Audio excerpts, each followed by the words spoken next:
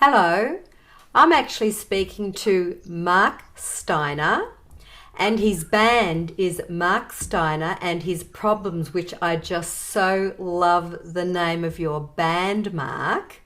Hi. Hi, how are you? Very well, thank you. Now, just correct me, you are currently in Oslo, Norway, is that right? Right, hi, yeah. Well, I'm in Oslo, Norway, where I've been living for the past 14 years, and although I'm originally from New York City. So there you go. And you've been doing quite a little bit of touring and traveling yourself, as you said, originally from New York City. But I think you moved over around 2000 ish. I moved to Norway about half a year after 9/11, when I was in New York City at the time, and I married a Norwegian woman, actually. So about 3 days prior to when the towers came down. So it was, yeah, everything was turned upside down. So we decided to move to Norway, and then the marriage didn't work out, but I stayed and began focusing on my solo career. So here I am today. I would imagine, Mark, that what you went through, particularly your own country experiencing 9/11, Mm, the breakup of your marriage, mm. and then moving to a new way of living would have had rather an impact on your creative way of creating your songs. It would have been, I guess, a turning point for you. Absolutely. Um, in fact, on my uh, the album called Broken, there's a song called This World, and that was written in response to the events of September 2001, both the marriage and everything else. And I deliberately tried to make it a bit subtle, so it wasn't such a, it was a time when there was all this patriotic, let it roll, let's roll, and all this kind of pro-American kind of thing going on. And for me, it was much more of, I mean, it was, of course, it was devastating all around, but personally, it was just such a difficult time. And but what's a bit funny about that is, uh, speaking with you now, Terry Lee, is that the music video was from footage that I shot on my travels down to Australia back in 2008, I believe. Awesome. So, yeah, so there's a music video with a whole bunch of footage of just me trying to get my way down to Australia, and that's pretty much it. So, Can we clarify that a little bit? What's it called and how can people access that and look at it? okay, the song is called "This World." It's off of the album Broken, which came out in 2009.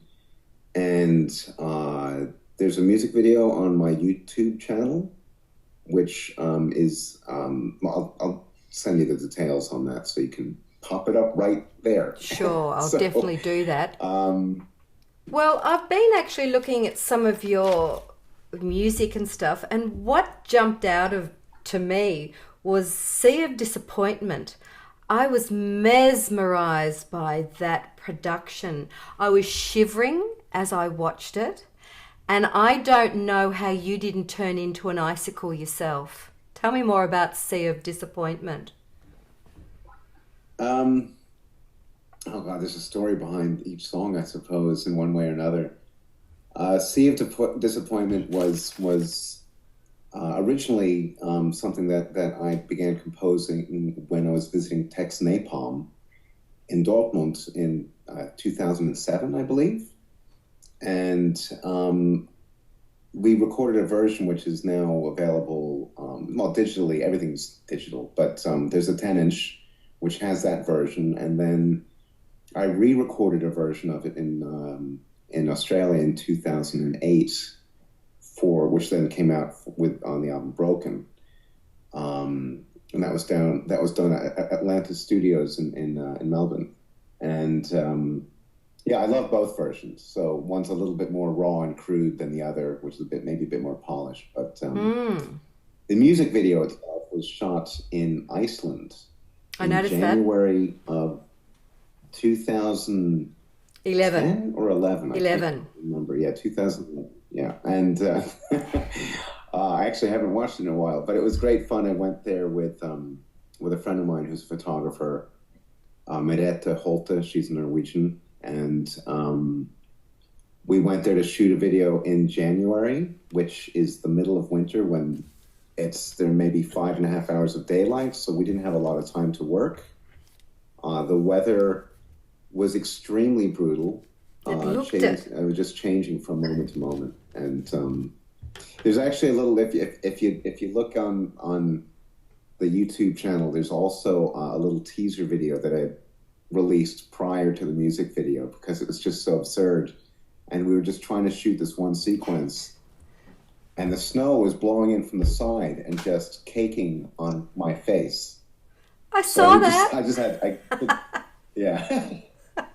Yeah, I know, and I noticed that you were actually over to the side, and it looked like the wind would have just gusted you off at any second, and you were caked with the snow. Sure.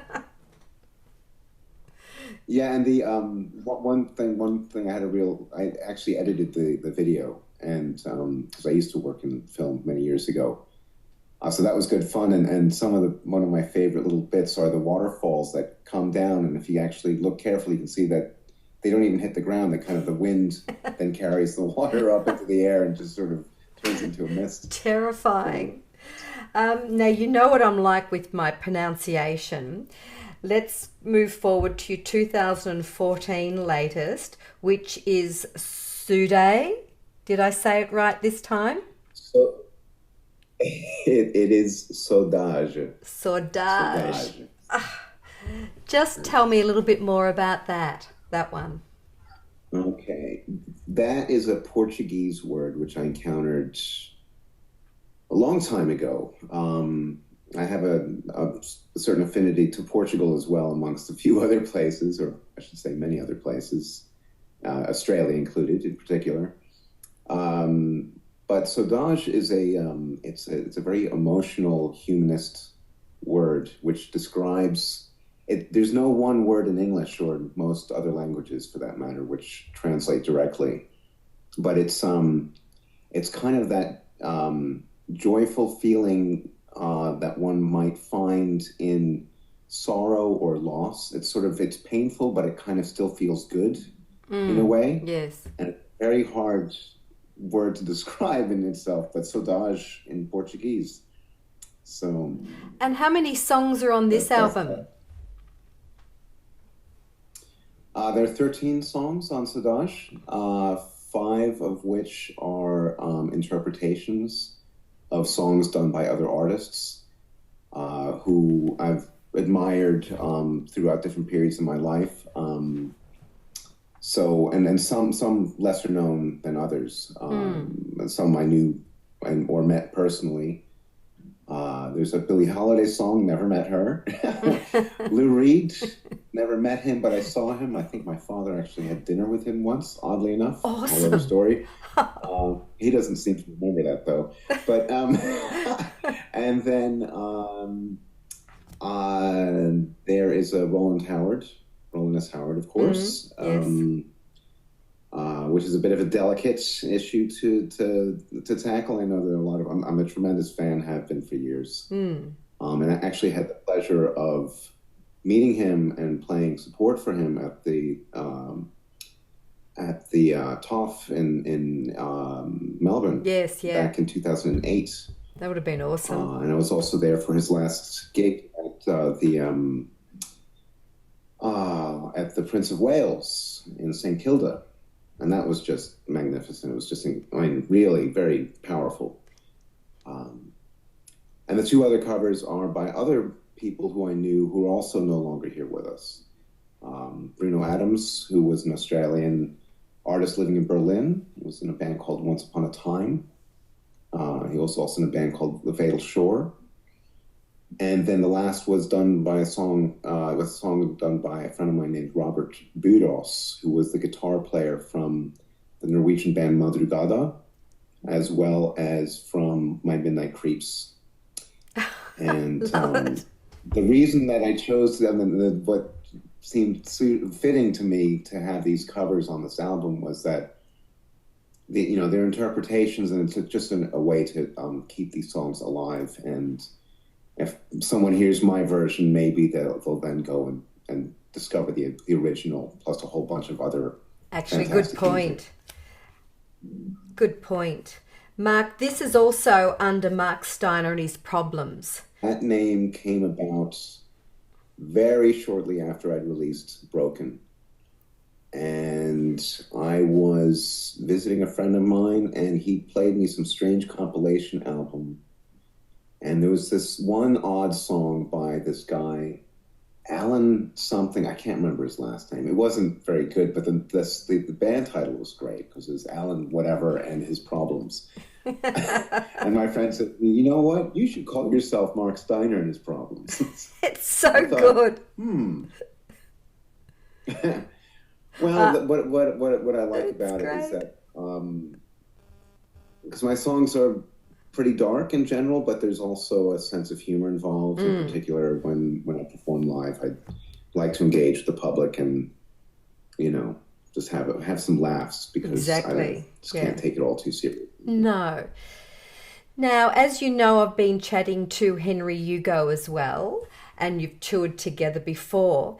Is it fair to say that we might be seeing you both here in Australia next February, around February 2017? Yeah, 2017. That sounds so far away, but it's right around the corner. Yep. Yeah, we have to. Henry and I are first doing a 10-day tour of Portugal. I mean, not Portugal. I'm sorry, of Czech Republic. We were in Portugal last year, so yeah, get around a lot. And Henry's a very dear friend, and we've worked on a bunch of projects together and help each other out a lot. He's an exceptional producer, also I think a wonderful songwriter and an artist. And yes, we were in Australia together in January of 2014. We're still trying to settle on the actual dates, but it's looking as if we're looking at earliest would be late January, but into February. So February is pretty much when the shows would be going on. Okay. I've started to alert people that the two of you might be coming over, but Henry and myself have been having a little chat and a giggle. And I promised him that when he's over here, I'm showing him parts of Melbourne he's never seen. So it looks like I'll be showing you parts of Melbourne that you ain't seen either, my friend. Oh, that could well be. I'd be very interested. Actually, I've been down under now 4 times, and I have to say that Melbourne is the place where I feel most at home. It is awesome. It's a wonderful place. So I'm looking very forward to going back. Yes. Awesome. Well, we're really looking forward to both of you coming over to tour. So we'll hopefully be seeing you late January, early February, touring our shores in Australia. Mark Steiner and his Problems. And we might be seeing Henry Hugo as well. So that's awesome. So thank you very, very much, Mark. And we look forward to seeing you down here. Thank you. Thank you so much, Terri. I appreciate it. Take care. Bye, darling. Bye.